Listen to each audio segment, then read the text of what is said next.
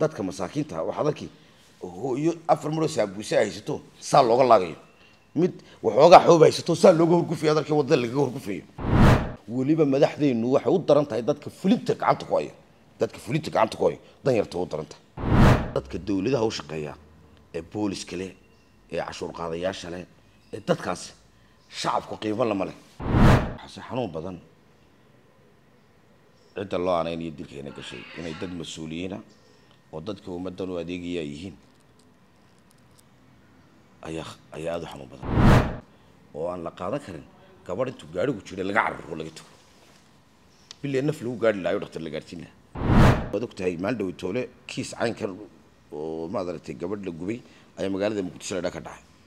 si babliga ayaa si shacabku ugu qancaan cadaaladiina dhacday ayaanu daawanayna kiiskaasi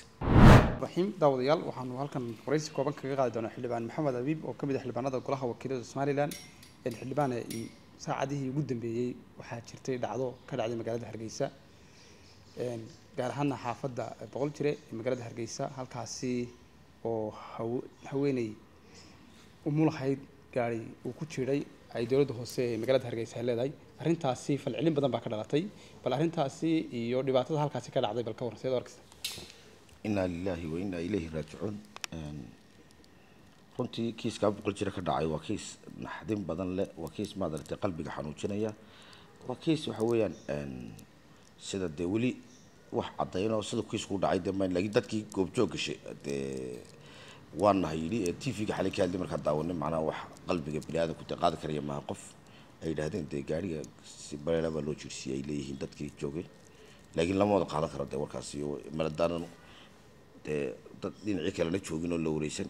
haddaan dadka maadartay meesh joogayaan maadartay maxkamadda cadaaladda la soo taagin oo si fiican maadartay baaris sax lagu sameeyay laakiin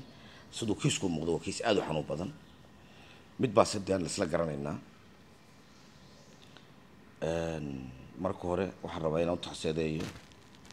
qoyska qaraabada caruurta ubadka iyo hooyadii daada ahayd ee maadartay marxuumada dhashay oo iyana TV-ga ka hadashay ilaahay samiriyi baana ka siiyo maadartay bariya rabadaan bay marxuumadaasi gacan ka xaq daran ku baxday iyadana jannadii firdaws ilaahay ka waraabiyo waxa xanuun badan cid loo aanay dilkeena gashay inay dad mas'uuliyiina oo dadka ummadan u adeegaya yihiin ayaa aad u xanuun badan dilku inuu bareer u dhacay inaan u dhicin waa arrin gaar laakiin waxa khatar ah oo aan la qaadan karin gabadh intuu gaarigu jiray laga cararo laga tago bilaa naf lagu gaari laayo dhaqtar la gaarsiin lahaa sidee gaari 7 nisaariin sidoo wada tay kara gabadh inta la jiro qof shacab oo de halka maraya qof waddo ku dhufto ayay xaraam tahay inaad ka tagtay oo inaad qaado oo aad geysay waxa la leeyahay inuu qof askari la socday in dadka dawladda dadka akhlaaqda caynkaas ay sidee bay ummadeen ugu adeegi karaan waxaan u baahanahay arrintan in laba dhacdo la xaqiijiyo kow in maxkamad cadaalada wada ku tahay maal dhow toole kiis caynkan oo maadartay gabadh la gubay ayaa magaalada Muqdisho ka dhacay si babliga ayaa si shacabku ugu qancaan cadaaladiina dhacday ayaanu daawanayna kiiskaasi oo shacabku garsoorka oo juuri ahaayeen oo maadartay maxkamaddu sida loo dhageysanayay eedeysanayay dadkii maadartay banayaashii marka ugu horeysa waxaan rabnaa horta kiiskaasi si shacabku muhimmalka uga baxo inuu si cadaalada oo furan dadku qayb galaan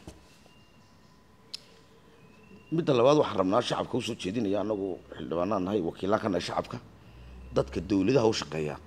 ee booliska leh ee cashuur qaadayaasha leh ee dadkaas shacabku qiimo lama leh waad ogtahay maalin walba askari iyo maalin walba wax malaayacni qof lagu togta haddii ay ku biirto in inta gaari uu qof jiray inta haddana iyagoo 7 gaari saaray in laga tagay de kartoon kuma duwanada kartoonka wadada lagu jiray saamuunta laga daadiyay dama biskitku kuma duwanada marka arrintaas waxa u baantay inaynu iska kaashano revolution oo ka dhasho dad qofku qiimaha yeesho la yiraahdo qofku qiimaha yeesho la yiraahdo waliba madaxdeenu waxay u daran tahay dadka fulinta gacanta ku haya dan yarta u daran tahay dadka dan yarta qiimo ma leh dawladaha hoos oo dhan dadka shaqeeya darso albaabada waaweyn la tagi maayo la aadi maayo laakiin in ma daragtay dadka masaakiinta waxaad arki hooyo afar maro saabuuse haysato saa looga laagayo mid waxoogaa xoob haysato saa looga horgufayo adarkii wadada lagaga horgufayo xaram calayk sharcigeenu yaanu noqonay mid kuwa waaweyn intuu ka xishoodo kuwa yarna ciqaabo oo dhiba yaanu noqonay marka waxaan kaga baxayaa ilaahay samariyey baan haynaga siiya dhammaanteen marxuumadaasina cadaalad cad bay doonaysaa arrinka labaad ee lagama taabtaankii waxa weeye in dhammaan dadka dowladda u adeego dhan loo istaago in akhlaaqdooda iyo dhaqankooda wax laga bedelo waay mudane xildhibaan maadaama arrintani ay dowladda hoose caasimadda magaalada Hargeysa la xidhiidho in qof bini aadana inta la jiiro haddana laga tago habka iyo nidaamka ay la hadda ay dowladdii hoose iyo xildhibaanadeeda ay uga jawaabeen ama ay uga hadleen ma qancinaysaa dadkii ay dhibaatada ku dhacday horta dee dowladda hoose waa mas-uuliyadda horta iyadaa leh dowladda hoose iyadaa leh mana wanaagsanayna maad aragtay inay mas-uuliyaddooda qaataan wey dee waxay mas-uuliyadda qaadanayaan waxa weeye akhlaaqda dadka u shaqeynaya dadka ay ka suurtoodo inay intay qof jiiraan eeyar ka tagaan eeg jiiristu waa wax dhici kara kama iyo khadda labadaba u dhici karaa dee laakiin waxaan la qaadan karin in laga tago waxaa ka sii xun in qof 7 qof saaray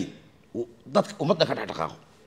waxaan mar dhow daawanayay qof inuu xildhibaan yahay inuu mas'uul inuu xildhibaan yahay malaynaya oo leh ragii kala wan xidhnay laakiin askariga lama xidhin dambiilaha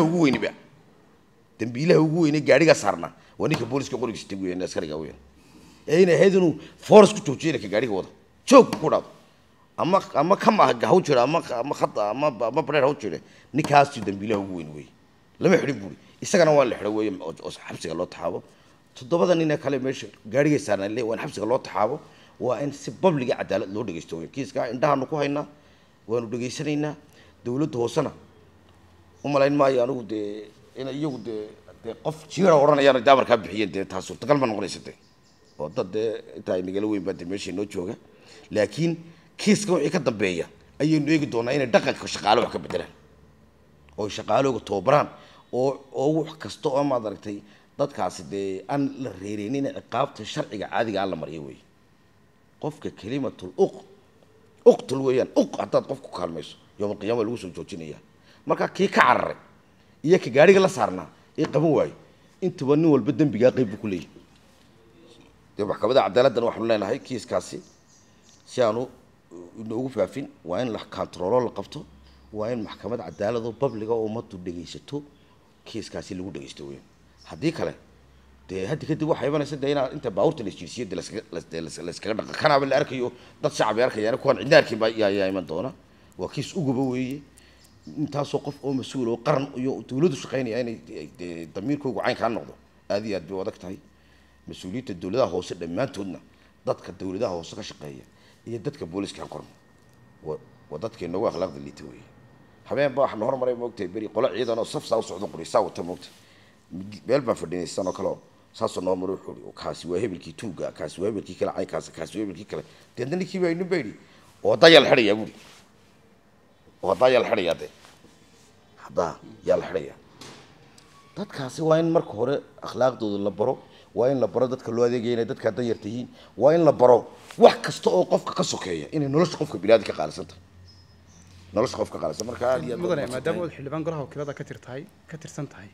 in arrimaha aad ka hadlayso dhan haddii ay noqoto in ciidamaynta la qorayo iyo sidoo kale dadka akhlaaqiyaadkooda dadka la qaadanayo in imankana aad muddo aad ka tirsan golaha wakiilada maxay idinka meelayaal intaa lafirkeeda in saraakiisha ciidanka iyo habka ciidanka loo qorayo lafirkeedu iyo ciidamayntu ay si bulshada qiyamkeedu u hagaago maxaa idinka qorshaysan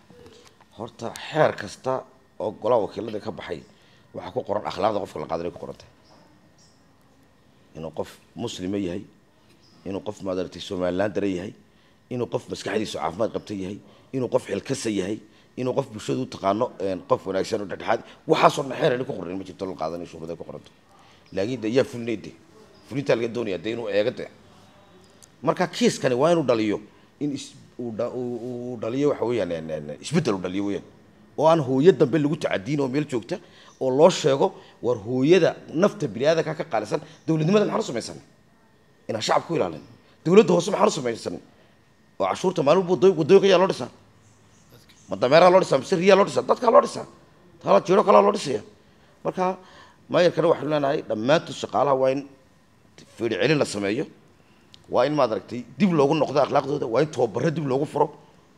وين لبرو حدي حتى إمرجس ودعو وقاري كلا تجري ده كوي كلمين لا بهاي قاري كلا دو تجري لا يجي كلمة يا بهذا فيرسير كي يقارنانو أي قدام قدام مدام يدنتي جود يوم معمول يعني يدنتي جود هي قف كدنتي جود هي وين ردت كلو قد وادت كلو وين معمول قومة هيته